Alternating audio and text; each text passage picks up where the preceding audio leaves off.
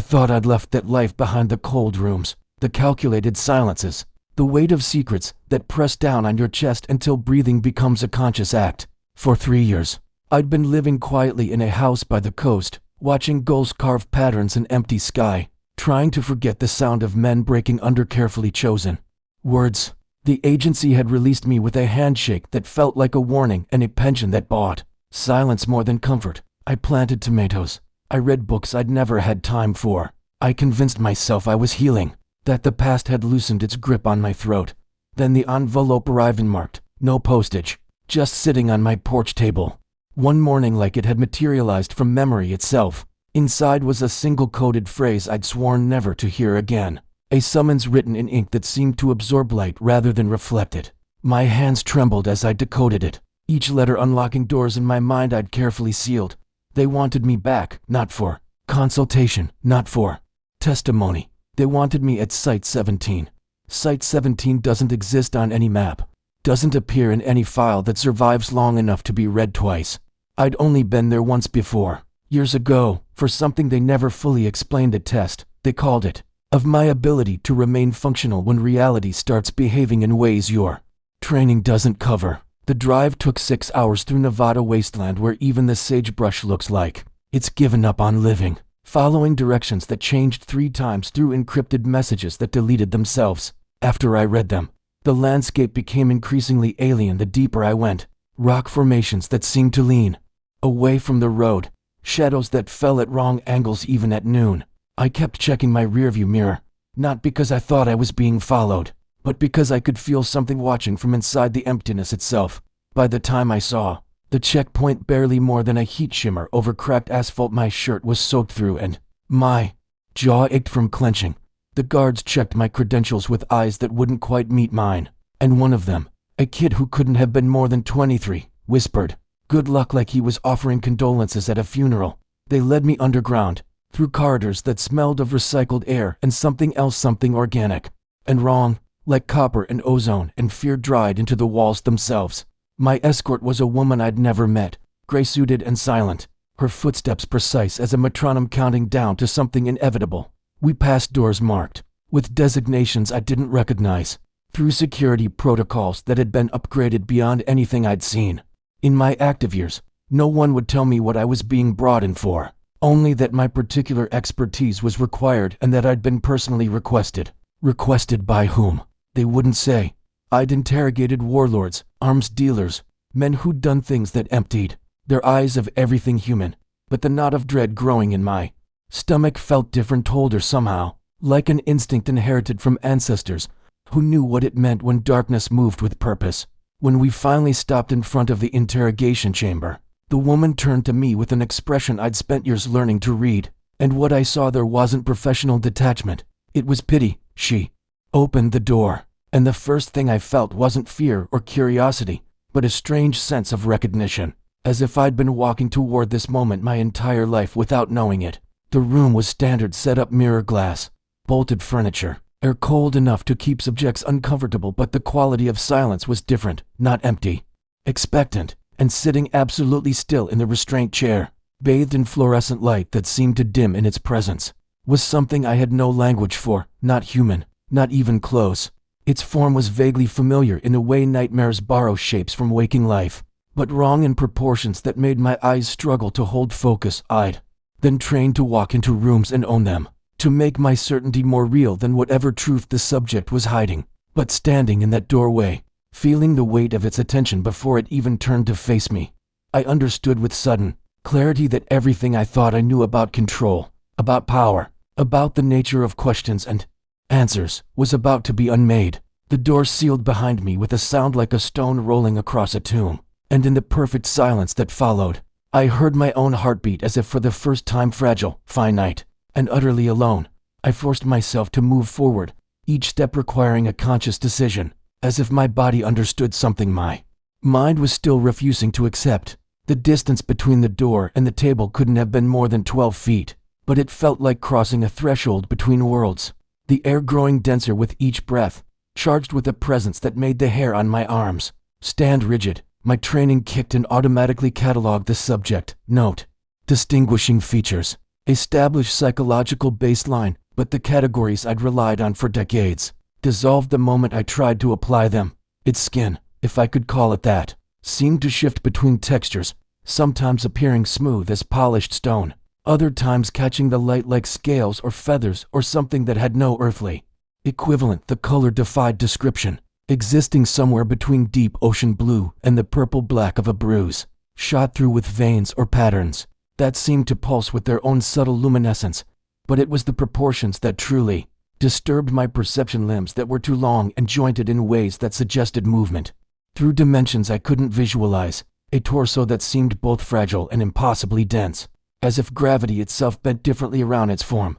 I pulled out the chair across from it, the metal legs scraping against concrete with a sound that seemed obscenely loud in that charged silence. Sitting down was an act of will, every instinct screaming at me to maintain distance, to keep the table between us as if 4 feet of steel could provide any meaningful protection from something that radiated such profound otherness. This close, I could see details that made my stomach tighten, the way its chest rose and fell in a rhythm just slightly off from human breathing, the subtle movements beneath its skin like thoughts rippling across water, the sense that I was looking at only the visible surface of something that extended far beyond the 3 dimensions my senses could process.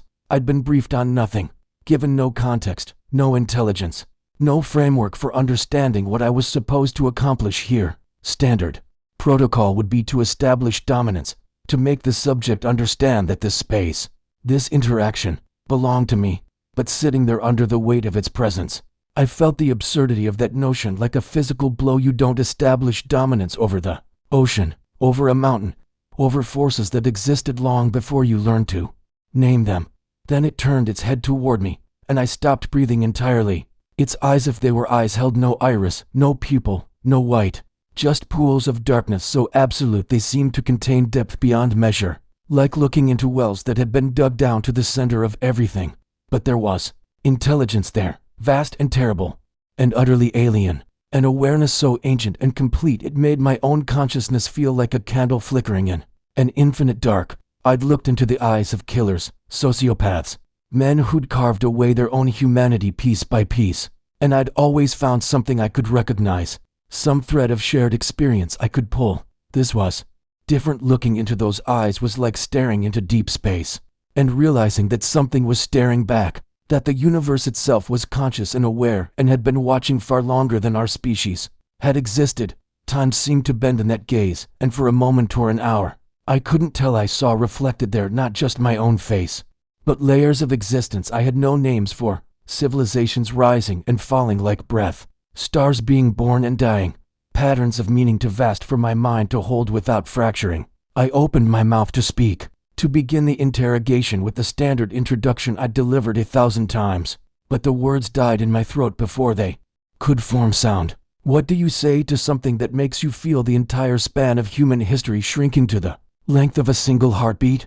How do you ask questions of a being whose very presence suggests that everything you think you know about reality is a simplified story we tell ourselves to make existence bearable? It sat there in perfect stillness, not bound by the restraints so much as simply choosing not to move, and I realized with creeping certainty that this was no prisoner, no captured specimen to be broken down and catalogued. The room, the facility, the entire apparatus of secrecy and control we'd built it, was all theater, a stage we'd constructed to give ourselves the illusion of understanding.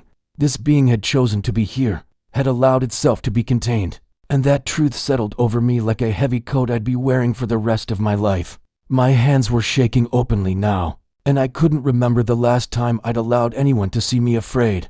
But sitting across from this ancient, impossible presence, pretense felt like another luxury I could no longer afford. I began with the basics because I had nothing else to anchor myself to, my voice sounding hollow and performative even to my own ears as I recited the opening questions I'd used to break warlords and arms dealers and men who thought themselves untouchable. Name, origin, purpose, the trifecta that had always served as my entry point into a subject's psychology, the thread I could pull until their carefully constructed defenses began to unravel. But each word fell into the space between us and disappeared without echo, absorbed into that charged silence as if the air itself was swallowing sound before it could reach its destination. The creature didn't move, didn't acknowledge my questions with even the slightest shift in posture. Yet I felt its attention on me like pressure against my skull, a presence that seemed to be listening not to my words but to something deeper, the subtext beneath language, the intentions and fears that lived in the spaces between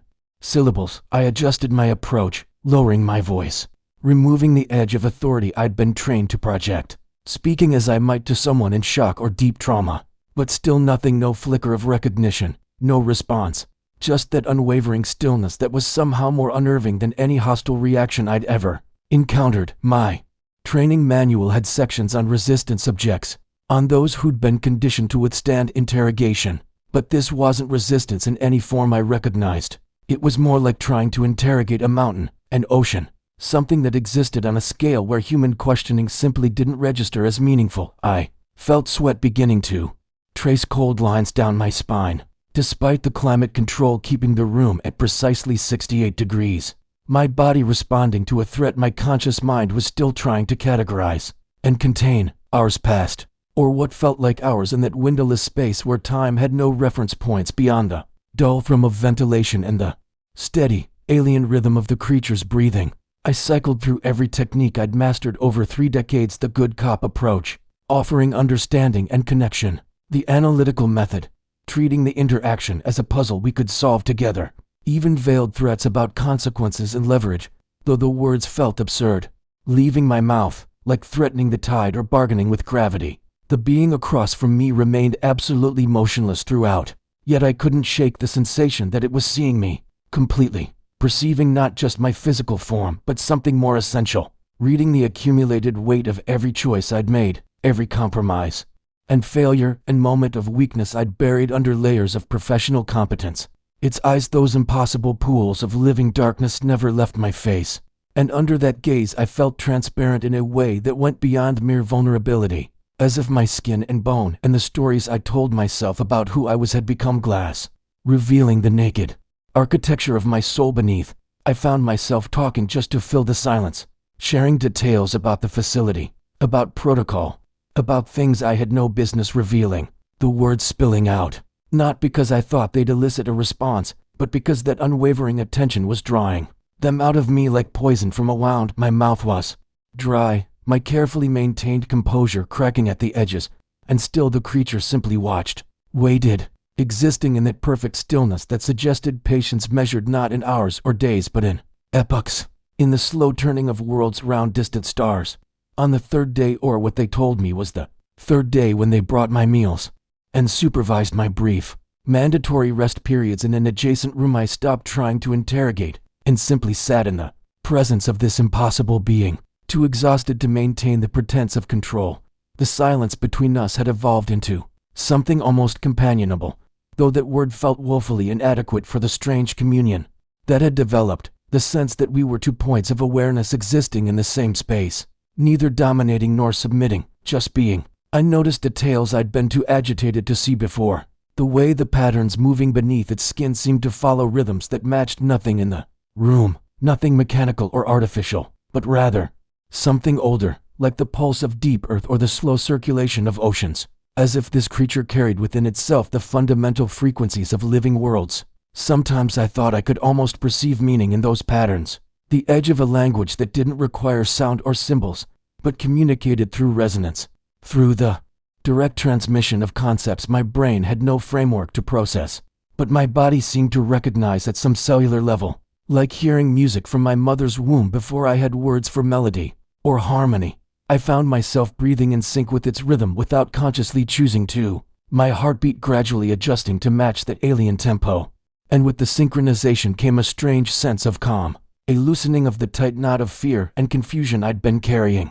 Since I first entered this chamber, for the first time in my career, I considered the possibility that silence itself might be a form of communication, that the real interrogation was happening in dimensions I'd never learned to perceive, and that perhaps I wasn't the one asking questions at all. The realization crept over me slowly, like dawn breaking over a landscape I'd only ever seen in darkness, fundamentally altering the terrain I thought I knew. This being wasn't refusing to respond to my interrogation, it was conducting its own, using methods so far beyond my understanding that I'd been blind to the examination even as I sat at the center of it. My every word and gesture, an unconscious reaction being read and analyzed, and comprehended at levels I could barely imagine. The power dynamic I'd walked in assuming, the framework of captor and captive that had structured every interrogation of my career, had never existed in this room. It was a story I'd been telling myself to maintain the illusion of control, while something vastly older and infinitely more patient studied me, with the detached curiosity of a scientist observing a specimen, or perhaps something more personal, more intimate, the way you might watch a child struggling with a puzzle whose solution you've long since mastered, waiting to see if understanding would arrive naturally or if intervention would become necessary. My hands had stopped shaking, but not because I'd found courage or regained my professional composure. Rather, I'd passed through fear into a territory beyond it, a kind of exhausted acceptance that I was in the presence of something that rendered my normal categories of threat and safety meaningless. The creature's eyes held mine, and in their depths I thought I saw something that might have been recognition, or acknowledgement, or perhaps the faintest suggestion of what in a human face I would have called sadness, as if it had been hoping for something more from me, some response or understanding I hadn't yet been capable of providing. The shift came without warning, a sudden rupture in the fabric of silence that had contained us for what felt like eons compressed into days. I wasn't prepared for the intrusion, not sound exactly, but pressure, a presence that bypassed my ears entirely and manifested directly inside my skull, threading through the corridors of my thoughts with the intimacy of my own internal voice, yet utterly foreign in its texture and resonance. The question arrived not as words, but as pure concept, translated imperfectly into language by some desperate part of my brain trying to make sense of communication that existed outside the boundaries of speech. Why do you fear what you are? The simplicity of it was devastating, each syllable landing with the weight of accusation and genuine curiosity combined, and I felt my carefully constructed sense of self begin to crack under the implications embedded in those few words. My mouth opened but no sound emerged, my vocal cords paralyzed by the realization that vocalization was no longer necessary, that we had crossed some invisible threshold into a space where the barriers between minds had become permeable, where thought itself had become the medium of exchange. The creature's eyes had changed somehow, or perhaps I was finally seeing them, clearly no longer opaque pools of darkness, but windows opening onto vast distances, perspectives that encompassed timeframes my consciousness couldn't fully grasp. And through those windows, something ancient and profoundly sad was looking back at me, waiting for an answer I didn't know how to formulate. I tried to think my response, to shape coherent thoughts that might bridge the impossible gap between us. But what emerged wasn't the professional deflection I'd intended. Instead, unbidden, my mind filled with images from my own life, memories I'd buried under years of compartmentalization and necessary distance rising to the surface like bodies from deep water. I saw myself at 8 years old, crying alone in my childhood bedroom after hitting my younger sister, terrified not of punishment, but of the rage I'd felt in that moment, the capacity for cruelty I'd glimpsed within myself and immediately tried to forget. I saw myself at 23, turning away from the woman I loved because vulnerability felt like weakness and intimacy like a trap that would compromise the iron self-reliance I'd been conditioned to value above connection. I saw the face of a prisoner I'd broken during my 3rd year in the field, the light leaving his eyes as he surrendered the last shred of his dignity, and my own reflection in the one-way glass afterward, searching for signs of the monster I feared I was becoming and finding only practiced blankness, the emotional armor I'd mistaken for strength. The creature didn't comment on these visions, didn't judge or interpret, but its attention intensified, and I understood with sudden clarity that it had catalyzed this flood of memory deliberately, that it was showing me the question's meaning by reflecting my own history back at me, forcing me to witness the pattern of flight and denial that had shaped my entire existence. Each memory carried the same signature, a moment where I'd encountered something true and difficult within myself and chosen concealment over confrontation, building walls inside my own consciousness to protect me from the very self-knowledge that might have set me free. The communion deepened, the boundary between my thoughts and its presence becoming increasingly difficult to distinguish, and with the dissolution of that boundary came understanding that bypassed language entirely, arriving as direct knowing, cellular comprehension that rewrote my assumptions about consciousness and separation, and the nature of being itself. I felt its vast loneliness, the weight of millennia spent observing a species that couldn't perceive it clearly, watching humanity cycle through the same patterns of violence, and forgetting, seeing the potential that lay dormant beneath our fear-driven behaviors but unable to intervene, bound by laws or ethics or purposes I couldn't fully grasp, only witness indirectly through the emotional resonance bleeding across our connection. It showed me glimpses of itself, not physical details but essence, identity, and I understood it was ancient beyond measure, that it had watched stars ignite and die, had seen worlds born and civilizations rise and fall, and through all that incomprehensible vastness, it had maintained curiosity about beings like me, about creatures who lived such brief, bright lives yet somehow managed to forget their own nature so completely that they spent their precious time running from shadows cast by their own light. The recognition that passed between us in that moment transcended species, transcended the categories of human and alien, interrogator and subject, and touched something more fundamental to conscious beings, separated by origins and evolution and every conceivable difference, nevertheless sharing the same basic loneliness, the same yearning to be truly seen and understood, the same ache of existence in a universe too vast for easy meaning. When it withdrew from my mind, the absence felt like a physical wound, a sudden emptiness where there had been connection, and I gasped audibly, my body remembering how to breathe in the merely physical world after drowning in depths where air had no meaning. The question remained suspended between us, unanswered but no longer abstract, having been written into my flesh and memory with such precision that I would carry it for whatever remained of my life, a splinter of alien consciousness embedded in my psyche, reframing every certainty I'd built my identity upon.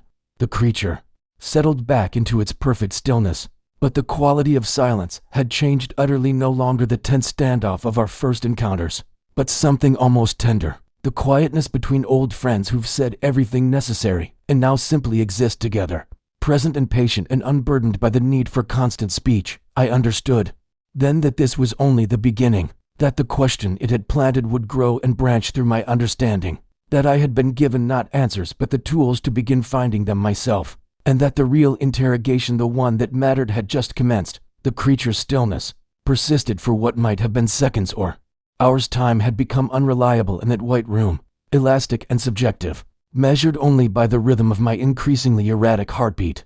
And then, without warning or preamble, the visions began. They didn't arrive gradually like memories surfacing from my own past, but crashed through my consciousness with the force of physical impact, hijacking my visual cortex so completely that the interrogation room disappeared, replaced by landscapes I'd never witnessed yet somehow recognized, with the deep familiarity of genetic memory, as though these scenes had been encoded in my DNA and were only now being activated, brought forward from the dark archive of humanity's collective unconscious.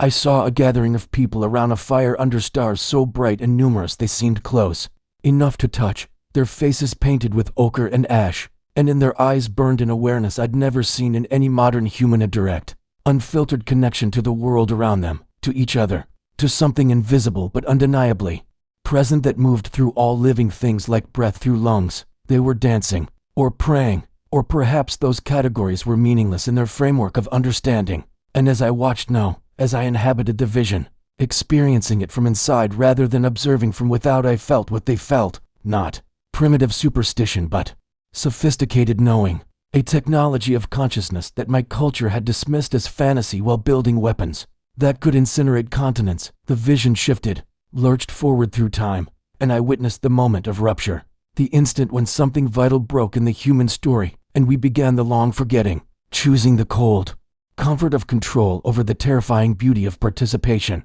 building walls between ourselves and the world, between ourselves and each other, between ourselves and the vast intelligence that had once whispered in our ancestors' dreams. The next vision came faster, more violent, and I recognized it from history books, though I'd never truly understood it until now. A temple courtyard somewhere in the ancient Near East, priests arguing while smoke rose from altars, and I could feel the seismic shift occurring beneath the surface of their theological debates. They were codifying, crystallizing, turning living relationship into dead law, replacing direct experience with mediated authority, constructing hierarchies of access to the divine that would echo through millennia. Another jump, another crossroad, a circle of elders in what might have been pre-Columbian America, debating whether to share their knowledge with strangers who'd arrived from across the water, and I felt their terrible awareness that these newcomers carried a sickness of the soul, a hunger that could never be satisfied because it had forgotten what it was actually starving for.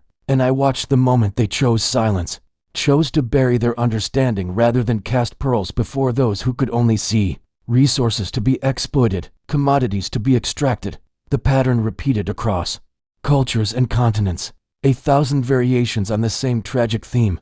Moments where humanity stood at the threshold of remembering something crucial about our nature and our purpose, and instead chose fear, chose violence, chose the small tyranny of certainty over the vast possibility of mystery.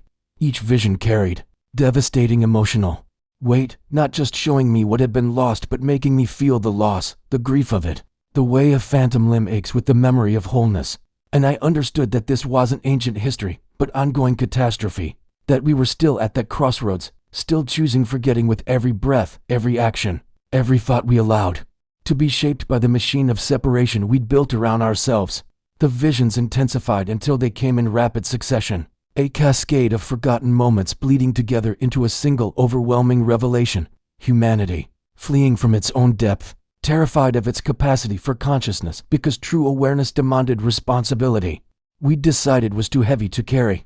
I saw wars launched to avoid facing collective shadows, religions weaponized to escape the demands of genuine spirituality, science narrowed into materialism to evade questions that couldn't be answered with measurement, relationships abandoned rather than risk the transformation that real intimacy required, an entire species in full retreat from the very thing that made us most human, the ability to witness and integrate the full spectrum of what we were, light and shadow, creative and destructive, divine and animal, woven together inextricably.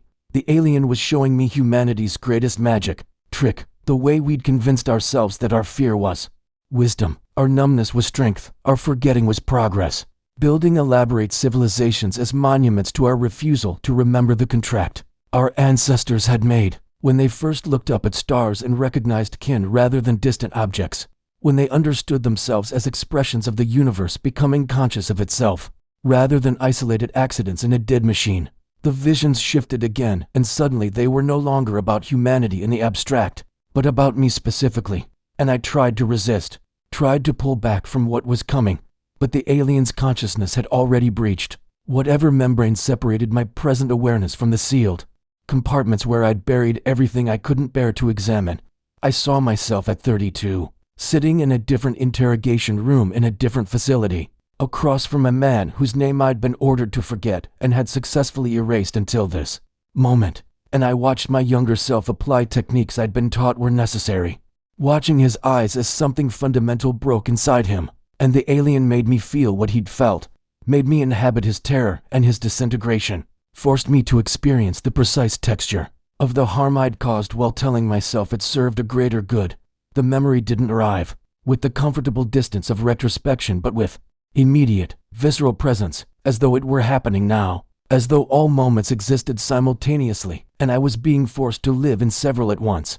And the shame that crashed through me wasn't the manageable guilt I'd occasionally acknowledged in private, but something cellular and absolute, a recognition that couldn't be intellectualized away or justified with context. I'd spent years constructing elaborate rationales for what I'd done in service to my country, convincing myself that someone had to do the difficult work, that I'd shouldered a necessary burden so others could maintain their innocence. But the alien stripped away those protective stories with surgical precision, leaving me naked before the simple truth. I had chosen to cause suffering because it was easier than finding another way, because the system rewarded that choice, because I'd been afraid that questioning orders would reveal I was weak. More memories surfaced, like bodies rising from deep water, each one carrying the weight of decisions I'd made to prioritize mission over humanity, security over compassion, strategic advantage over the quiet voice that had tried to tell me I was losing something I'd never be able to recover. I saw the exact moment I'd stopped calling my daughter after the divorce, not because she'd rejected me, she hadn't, not yet, but because hearing the confusion in her voice when I was distant and unavailable hurt too much. And rather than do the work of repair, of showing up authentically, I'd simply withdrawn, chosen the clean amputation of absence over the messy difficulty of remaining present to someone I'd disappointed. The alien made me feel her side of that abandonment, made me experience the particular grief of a child waiting for a father who never calls, The way that absence becomes a story she tells herself about her own worthiness. And I felt the moment that wound calcified into belief became the foundation for decades of her own relational patterns. And I understood with crushing clarity that harm doesn't dissipate but propagates, ripples outward through time and lives, that there's no such thing as isolated damage. I saw myself with my ex-wife the night I'd come home after a particularly brutal assignment, something that had required me to become someone I didn't recognize. And instead of admitting I needed help, instead of allowing her to see my pain and possibly witness my transformation, I'd picked a fight about something trivial, poisoned the atmosphere until she had no choice but to retreat. And I'd felt victorious in my isolation, protected by the walls I'd built even as they became a prison. The visions showed me every small betrayal, every moment I'd chosen emotional safety over authentic connection, every time I'd remained silent when speaking might have cost me something.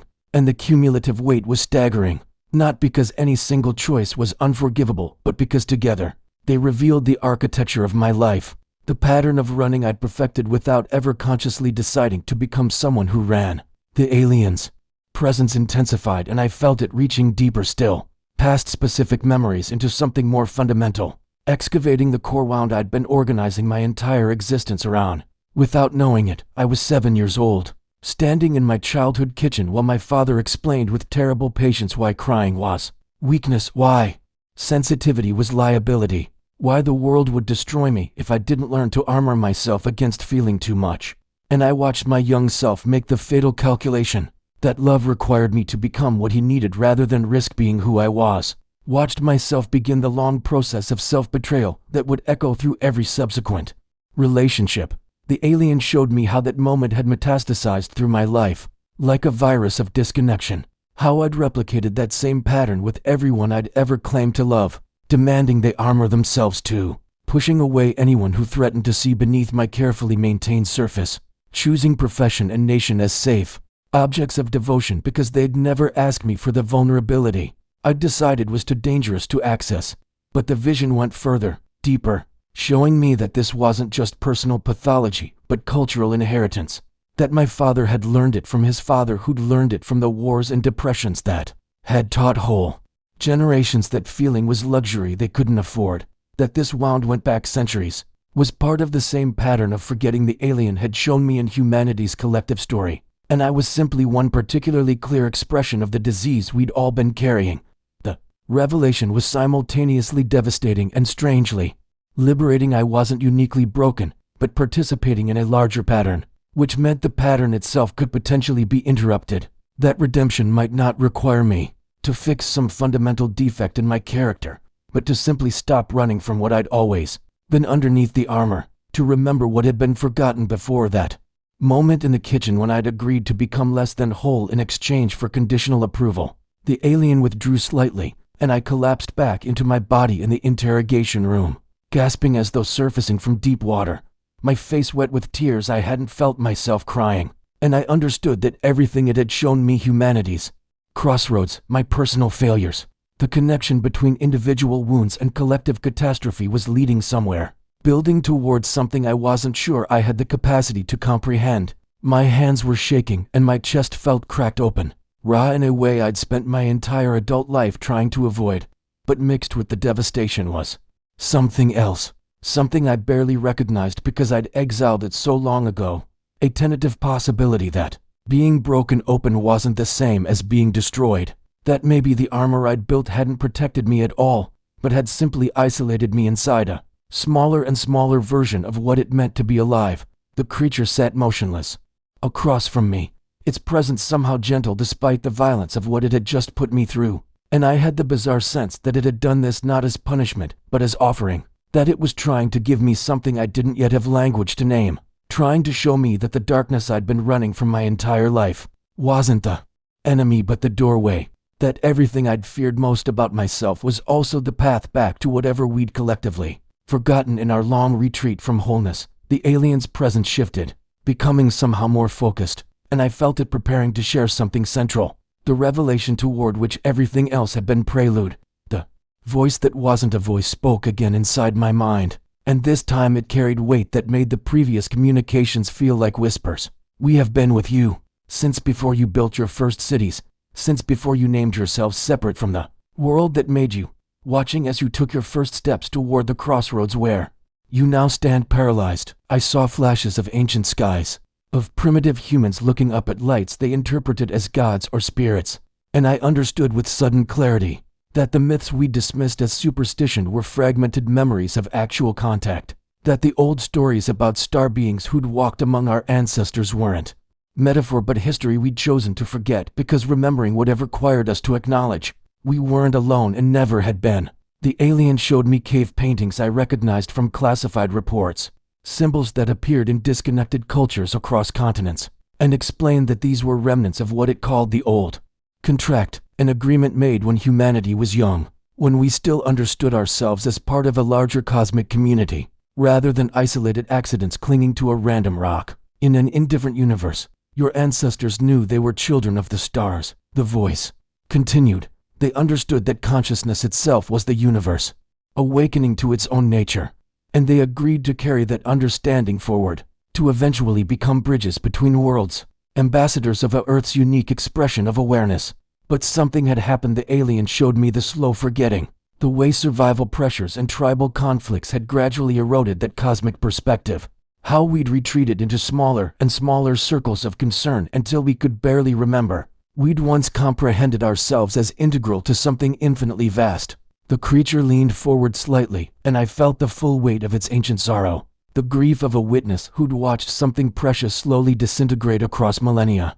We did not intervene because intervention would have violated the very autonomy we'd honored in making the contract, would have turned you into children we controlled rather than beings choosing your own evolution. I saw countless moments throughout history when they'd been present but hidden, observing as we invented agriculture and writing, as we built civilizations and destroyed them, as we discovered fire and splitting atoms, waiting for us to remember on our own, waiting for humanity to mature into the role we'd once agreed to inhabit. The alien showed me how close we'd come several times. Spiritual traditions that had preserved fragments of the truth, indigenous cultures that maintained their connection to the larger web of consciousness, individuals throughout history who'd touched the memory and tried to call others back to it. But each time, the dominant culture had marginalized or destroyed those voices, had chosen the comfort of separation and the power of domination over the difficulty of remembering our place in the cosmic family, had built entire civilizations on the premise that we were alone and therefore free to exploit both our planet and each other without consequence. You stand now at the final crossroads, the voice said, and I felt the stakes crystallize with terrifying clarity. The technological power you've developed without corresponding wisdom has brought you to the edge. You will either remember what you are and transform, or you will forget so completely that you destroy yourselves and render this world uninhabitable for the consciousness that fought so hard to emerge here. The alien's grief intensified, and I understood it wasn't mourning in advance, but genuinely uncertain of the outcome, that even with all its knowledge and perspective, humanity's choice remained genuinely undetermined, balanced on a knife's edge we'd been approaching for centuries. I tried to speak, to ask why they were telling me this now, what possible difference one broken interrogator could make in the face of such cosmic stakes. But the alien answered before I formed the words, because the transformation cannot come from outside. It never could. That was always the point of the contract, the reason we've remained hidden while you matured. It showed me that they'd been appearing more frequently in recent decades, allowing themselves to be seen in ways they'd previously avoided, not because they'd abandoned their policy of non-intervention, but because humanity had reached the critical threshold, the moment when we either wake up or sleep through our own extinction. The visions revealed that I wasn't the only one receiving this message across the planet. In different ways suited to different minds and cultures, they were delivering variations of the same warning, the same invitation to remember, hoping that enough individuals would grasp the truth and carry it forward, that critical mass might be reached before the window closed. You were chosen not despite your complicity in humanity's violence, but because of it, the voice explained, and I felt the terrible logic of that choice. You have looked directly at the darkness your species is capable of, have participated in it, understand it from inside. If even you can remember and choose differently, then transformation remains possible for anyone. The alien showed me that my presence here wasn't accident or punishment, but careful selection, that my very brokenness made me an ideal messenger because I couldn't speak from superiority or judgment, but only from the humility of someone who'd been lost and was being offered the chance to find his way back. The weight of what the alien was asking, not asking, offering settled over me like a mantle I hadn't agreed to wear but couldn't refuse without betraying something essential. We are leaving soon, our time as witnesses approaching its end, and what happens next depends entirely on whether enough of you remember before you forget completely, whether you can face what you've become and choose to transform rather than continuing to run from your own nature until there's nowhere left to run. I understood then that this wasn't about aliens saving us or condemning us, but about mirrors being held up with perfect clarity, about humanity finally being confronted with what we'd made of ourselves and our world without the comfortable buffer of denial or distraction. The creature's presence intensified one final time, and I felt it pouring something into me, not information but activation, as though it were touching some dormant seed buried beneath all my conditioning and trauma, watering it with the tears I'd cried and the recognition I'd been forced to endure, giving it permission to finally grow.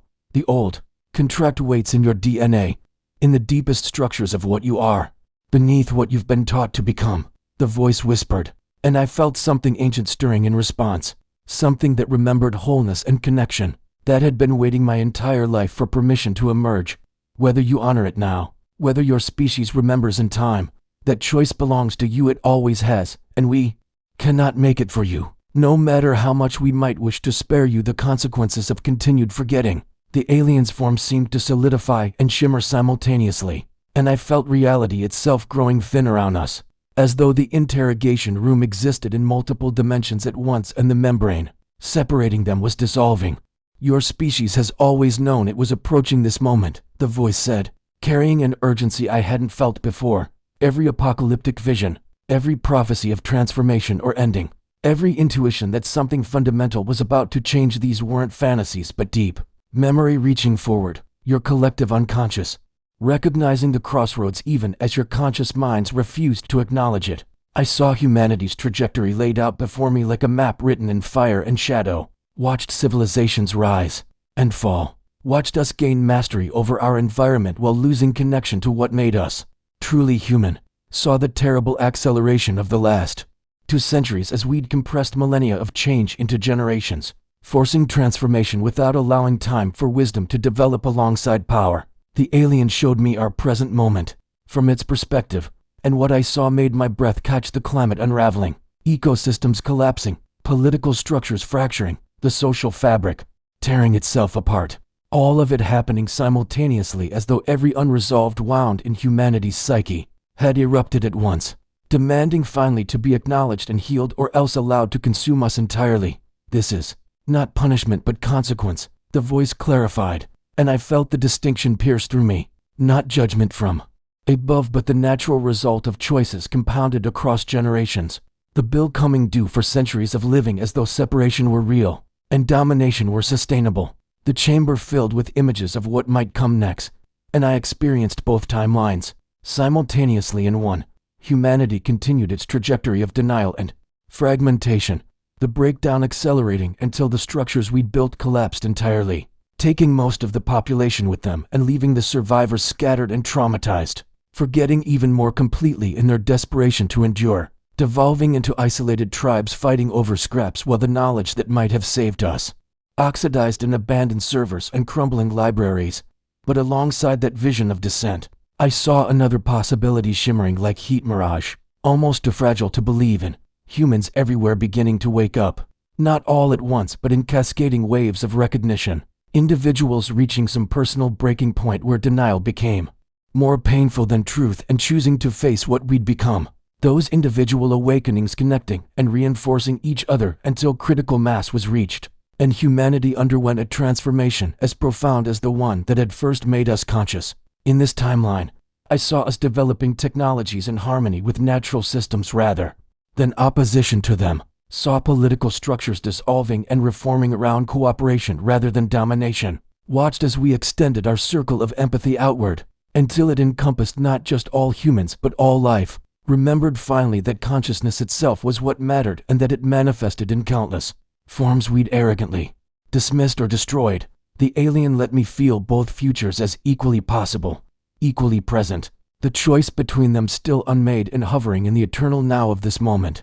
The transformation will not be comfortable, the voice warned, and I felt terror and exhilaration war within me. It requires releasing every certainty you've built, your identity upon, every story you've told yourself about who you are and what the world is, dying to your current self so completely that something new can be born from what remains. I understood then that this was why humanity resisted so fiercely, why we'd choose collective suicide over facing this threshold, because transformation meant ego death on a species-wide scale, meant acknowledging that everything we'd built our civilizations upon was founded on false premises, meant feeling the full weight of what we'd done to each other and our world without the comfortable numbness we'd cultivated to avoid that very feeling.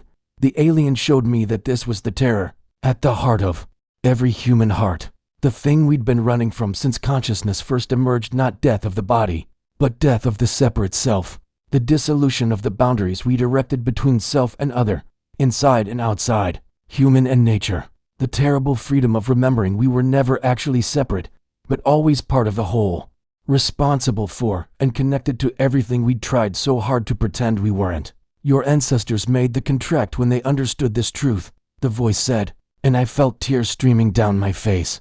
They agreed to carry consciousness forward not as isolated individuals, but as part of the cosmic community, and now you must choose whether to honor that agreement or break it finally and completely.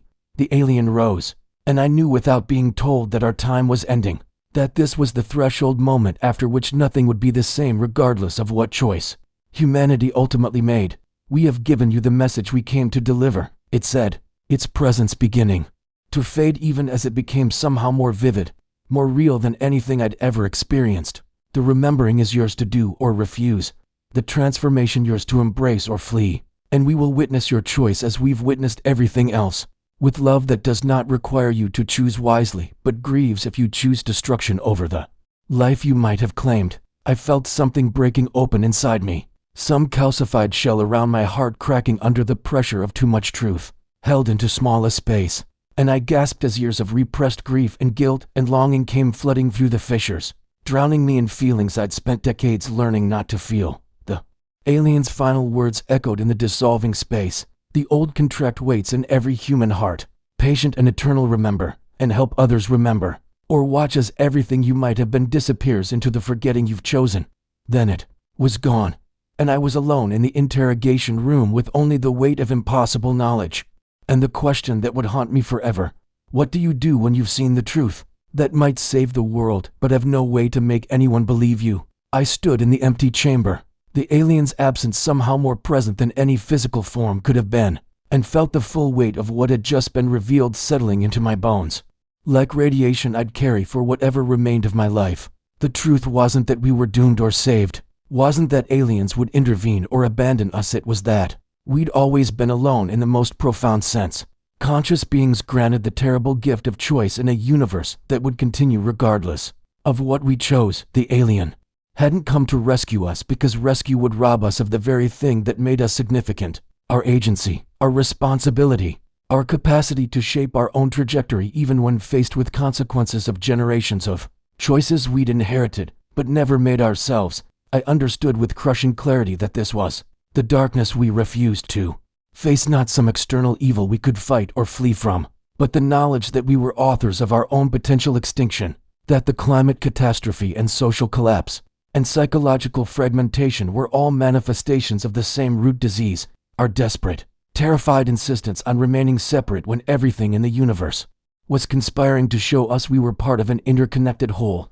The alien had been mirror, not savior, reflecting back what we'd always known but buried under layers of denial and distraction, and the frantic busy work of building civilizations designed to insulate us from the truth of our own nature. I thought of every interrogation I'd ever conducted, every time I'd sat across from another human being and tried to break them down to extract information, and saw with nauseating clarity how that dynamic perfectly encapsulated humanity's approach to everything, treating the world as adversary to be dominated rather than kin to be understood, using force and fear to extract what we wanted, without regard for what we damaged in the process. The alien had reversed that dynamic entirely, not interrogating me, but allowing me to interrogate myself, holding up a mirror without judgment, and letting me see what I'd become through choices I'd made, and justified and never questioned until this moment. Every person I'd broken, every boundary I'd crossed in service of national security. Every night I'd silence my conscience with whiskey and the comfortable lie that I was protecting something more valuable than the humanity I'd sacrificed to protect it. All of it came flooding back with the force of revelation, and I understood that my personal sins were just fractals of the larger pattern, individual expressions of the collective disease. The alien hadn't needed to condemn me because I was already condemned by my own actions, already living in the hell of separation I'd created, already experiencing the natural consequences of treating consciousness as something to be controlled rather than honored. Its compassion had been more devastating than any judgment could have been, because it showed me that even now, even knowing what I knew, I still had the choice to continue on the path of destruction or to step onto the narrow, difficult road of transformation. The revelation that broke me completely wasn't about humanity's fate but about the alien's purpose. It hadn't come to warn us or save us but to bear witness, to be present for our choice the way you'd sit vigil with someone dying, offering presence without interference, because the dignity of the moment required allowing them to face it on their own terms. We were the dying one, and the alien was the compassionate witness, and the choice between death and transformation was ours alone, had always been ours alone, would remain ours until the final moment when the decision became irreversible. Through sheer momentum of accumulated choices, I felt the crushing responsibility of that truth, understood that every action I took from this moment forward was a vote for one timeline or the other, that there was no neutral ground and no going back to the comfortable sleep of not knowing. The darkness we refused to face wasn't some shadow self we needed to destroy but the simple, terrible fact that we mattered. Our choices had consequences. Our actions shaped reality. Our consciousness carried responsibility we couldn't escape by pretending we were powerless or that someone else would fix what we'd broken.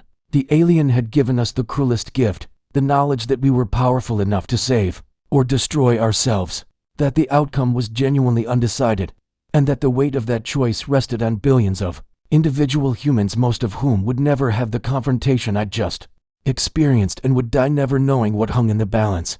I understood finally that this was why the truth could never be shared, why they'd chosen someone like me to receive it, because anyone who tried to explain it would sound insane, and the message itself couldn't be transmitted through words, but only through the direct experience of consciousness recognizing itself in another form. The alien hadn't failed to communicate. We'd been communicating perfectly, but the language was empathy and recognition and the willingness to dissolve boundaries. And those weren't things you could put in a briefing document or present to oversight committees. I would leave this place carrying knowledge that was useless as information but devastating as experience, changed fundamentally, but unable to change anything except perhaps myself, and whatever ripples that personal transformation might create. The darkness we refused to face was this: that salvation wouldn't come from outside, that no authority or technology or alien intelligence would rescue us from ourselves, that the only path forward required each human to do the terrifying work of waking up and choosing transformation over the comfortable sleep of denial. I had been given the message, and the message was that there was no message, only the eternal invitation to remember what we'd always known, written in ourselves and our dreams and the old stories we dismissed as primitive fantasy, waiting patiently for us to finally be desperate enough to listen. I walked out of that facility for the last time, as the sun was setting over the Nevada desert, turning the mountains into jagged silhouettes, against a sky that burned with colors I'd seen 1,000 times before, but never really witnessed until that moment. The guards at the exit searched me with their equipment, looking for recording devices or documents, never understanding that what I carried couldn't be detected by their instruments because it lived in the changed architecture of my consciousness itself. I signed documents swearing silence about what I'd seen, and I almost laughed because the truth was so far beyond classification that their secrecy protocols were irrelevant. I could stand on a street corner and shout what I'd learned, and no one would truly hear it because the hearing required a transformation they hadn't undergone. My career was over. That much was clear from the way they processed my exit, the finality in the handshakes and the paperwork that felt like divorce papers from my old life. I collected my personal effects from a locker I didn't remember filling, photographs of a family I'd sacrificed for a mission I'd believed was protecting them, and walked to my car under a sky that was rapidly filling with stars. The Drive back towards civilization felt like moving through a dream. The highway cutting through emptiness that suddenly seemed less empty than it ever had. The desert alive with presence. I'd been too busy to notice in all my previous visits to this godforsaken place. I thought about going home, but home was an apartment I'd barely lived in, full of furniture chosen by default and walls decorated with nothing because I'd always been somewhere else, chasing threats and building cases and believing the work was too important to allow room for the life I kept promising myself I'd start living later. Instead, I pulled off the highway onto a dirt road that led nowhere in particular, drove until the asphalt was far enough behind that I couldn't see headlights, and got out to stand in the complete darkness of the desert night. The stars were overwhelming, thousands of them visible. Once my eyes adjusted, and I understood with a clarity that felt like religious conversion that every single one of those lights represented a sun, potentially with worlds, potentially with beings asking the same questions we were asking, or had asked those questions, and arrived at answers we hadn't yet imagined. The alien was out there somewhere, moving through that cosmic ocean, carrying its witness testimony of our species at this crucial juncture, this moment where we still had choice but were rapidly approaching the point where momentum would make the decision for us. I thought about my daughter, estranged now for reasons that felt simultaneously crucial and completely meaningless. The argument that had fractured us, something about boundaries and respect, and my inability to see her as anything but someone who needed protection from threats I'd spent my career learning to identify. The alien had shown me that relationship in the cascade of memories, had let me feel from her perspective what it was like to have a father who was physically present but emotionally fortified, who treated every conversation like an interrogation and every expression of independence as a security threat. I could see now how I'd approached love itself as a form of control, how my fear of loss had created the very abandonment I'd been trying to prevent, how the patterns playing out in my personal life were the same patterns destroying the larger world, the desperate attempt to secure safety through domination rather than trust through vulnerability. The weight of what I carried felt impossible, knowledge that would change everything if it could be shared, but that resisted every attempt to reduce it to communicable form. Like trying to explain color to someone who'd never had vision or describe music to someone born without hearing. I understood why they'd chosen someone like me, already compromised and discredited, someone whose testimony could be easily dismissed if I ever broke protocol and tried to speak, but also someone who'd spent a lifetime reading human nature and might actually understand what the alien was offering. The truth wasn't meant to be broadcast, but lived, not shared as information, but demonstrated through transformation, spreading not through words, but through the quiet ripples of changed behavior in someone who'd been one way their entire life and suddenly chose to be different. I thought about reaching out to my daughter, not to explain or justify, but simply to apologize, to acknowledge the harm I'd caused while blinded by my own fear, and let her know I was finally beginning to wake up. That small gesture felt simultaneously insignificant compared to the cosmic scope of what I'd learned, and somehow the only meaningful response available to me. I couldn't save humanity, couldn't force the species-wide awakening the alien had suggested was both necessary and uncertain, but I could take responsibility for my own choices, and maybe, just maybe, that was how transformation actually happened. One person at a time, choosing to face their darkness instead of project it outward. I stayed there until dawn began to pale the eastern sky, and when I finally got back in my car, I wasn't heading home, but toward the city where my daughter lived. Driving into the rising sun with no plan except to show up and be honest, and see if connection was still possible after so many years of building walls. The alien's final gift wasn't information, but permission to be uncertain, to be vulnerable, to acknowledge that I'd been wrong about almost everything that mattered, and that admitting that wasn't weakness but the first honest step towards something real. I would never speak publicly about what happened in that chamber, would never try to convince anyone that aliens were real, or that humanity faced some cosmic crossroads, because those facts were beside the point, and the point was simply this: we are here, we are conscious, we are connected whether we acknowledge it or not, and every moment offers the choice to live from fear or from love, from separation or from recognition of our fundamental belonging to each other and to the living world. The darkness we refuse to face is the light we're too afraid to become, and somewhere in the space between those two truths lies the transformation that might save us, or the denial that will certainly destroy us. And no force in the universe can make that choice for us. Because the choosing is what makes us human. I drove toward my daughter with my heart breaking open, finally understanding that this was the work, this was the message, this was the old contract written in starlight and waiting patiently for us to remember what we'd always known, before we taught ourselves to forget. What truth are you refusing to face that might transform everything, if you finally turn toward it? Subscribe to witness more encounters that challenge everything you think you know about reality.